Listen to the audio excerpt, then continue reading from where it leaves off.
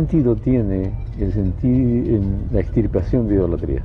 Los sacerdotes incas eran extirpados, eran asesinados por el culto a la madre naturaleza, a la Pachamama. Resultaban antinómicos, adversarios, enemigos de la naturaleza. En el caso de extirpación de idolatrías que yo menciono en mi ensayo, estoy reflexionando sobre la matanza de chamanes que se produjo hace 2 años en el río, en el Paranapura, en Balsa Puerto. Y en este caso me refiero a que los curanderos, los médicos vegetalistas o chamanes, tienen una relación animista y panteísta con la naturaleza. O sea, para los madereros el bosque es un insumo, un producto, una materia para vender, ¿no? Entonces yo entiendo que interpreto, analizo de que esta matanza de más o menos 15 chamanes, que además quedó en la impunidad total, es parte de una nueva extirpación de idolatrías en el siglo XXI en el contexto de una política, de un sistema promovida extractivista. Eso iba a decir, promovida por el extractivismo desenfrenado. Así es. Porque hoy en día la tabla de salvación de la economía mundial son los commodities, son las materias primas. Entonces, hoy en día eso explica este nuevo periodo de extractivismo en la economía mundial, que se produce en China, en Asia, en África y en América Latina.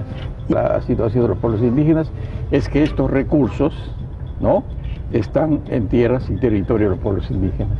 ¿Cómo quedó el chamanismo amazónico después de esta eliminación, de esta nueva extirpación de idolatrías?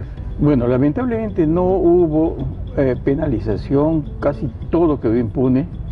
Han habido cosas, anécdotas así increíbles, como que los jueces no podían, no tenían recursos para hacer la investigación. Para mí, el conocimiento de la Amazonía, o sea, el meollo del saber amazónico está en el mundo chamánico. Y acceder a ese conocimiento es posible, entre otras cosas, a través de los sueños y de la ayahuasca. La soga del alma, Banasteresis capi y Sichotre viridis. Tú también te refieres a la utopía social indígena del siglo XXI.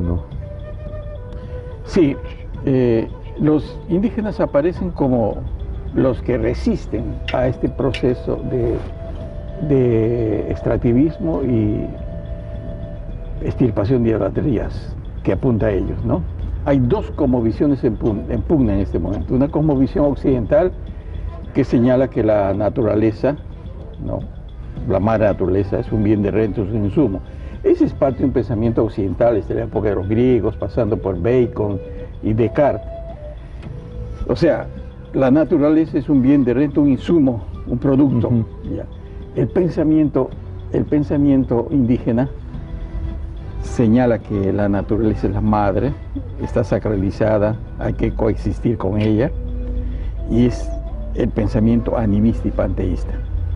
Ese pensamiento indígena es absolutamente moderno, no solamente moderno para mí, diría posmoderno, porque revisa la modernidad. Vanguardista.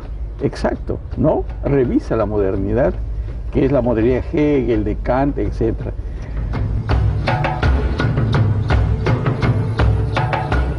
Entonces, ese pensamiento es casi, diría yo, una tabla de salvación para el siglo XXI.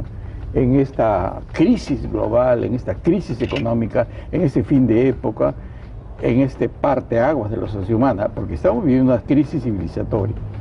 Si asumimos el pensamiento indígena, sus prácticas, sus saberes y su concepción animista y panteísta, nos vamos a acercar a la naturaleza. En ese sentido, yo pienso que el paradigma, el pensamiento indígena, el saber indígena, las cosmovisiones indígenas, su idea de la naturaleza, que es cosmocéntrica, su idea del tiempo, que no es lineal sino circular, porque para los pueblos indígenas Claro. el tiempo no está, el futuro no está adelante, sino atrás. Entonces, ese pensamiento ayudará, puede contribuir de manera decisiva a construir un nuevo paradigma, una nueva utopía social en el siglo XXI. Esa es mi hipótesis. Gracias, Rafa. Gracias, Ernesto.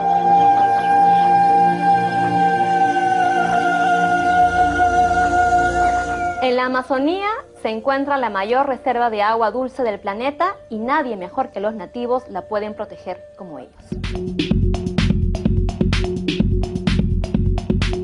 Con el título Vistas del Espíritu, la Galería de la Fundación Euridiomas, en colaboración con la Galería Mondo de Madrid, exhibe una muestra de Man Ray, uno de los más importantes fotógrafos artísticos de todos los tiempos. Son alrededor de 50 fotografías que plantean un recorrido por la amplia y multifacética obra de Emmanuel Radetzky, nombre real de Man Ray, curada por el francés Pierre-Yves Butzbach y el italiano Horacio Basilicus. Esta exposición ha sido presentada antes en Madrid como parte del Festival Off Foto España. El recorrido de las obras de esta exposición ofrece una unión de dos proposiciones de obras emblemáticas de diferentes técnicas y temas que ayudan a crear una imagen global del universo poético del autor.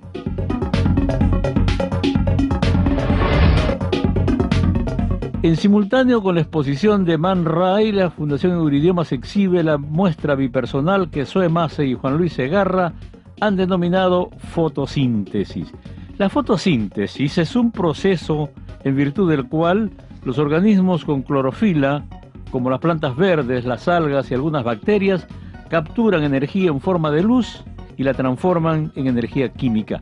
Prácticamente toda la energía que consume la vida de la biosfera terrestre, la zona del planeta en la cual hay vida, procede de la fotosíntesis. Este proceso de la naturaleza es tomado por Zoe Mace y Juan Luis Segarra para llevarlo al mismo proceso creativo, aquel estado en que el artista procesa ideas, sentimientos, creencias con materiales, sustancias, movimientos, acciones.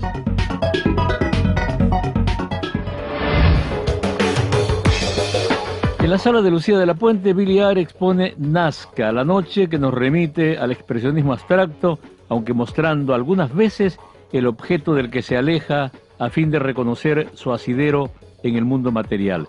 Billy Are presenta esta nueva serie de fotografías de formas indefinidas, en movimiento, en claroscuro, un juego de distorsiones que se construyen sin convenciones, un giro diferente hacia los ejercicios de abstracción que proponía con sus variables continuas su anterior trabajo, mientras que en ese el motivo de la fotografía se ve reducido a una partícula dentro de una gran trama. En esta serie, el objeto se sugiere al espectador momentos antes de convertirse en formas puramente abstractas.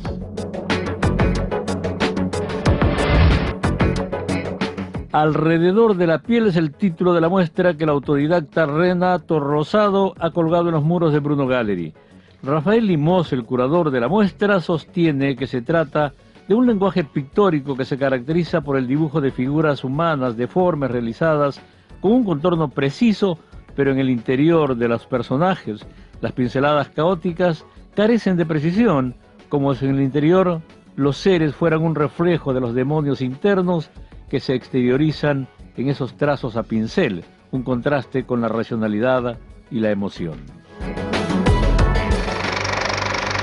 Ahora vamos a la pausa y de regreso volveremos con el poder de las plantas.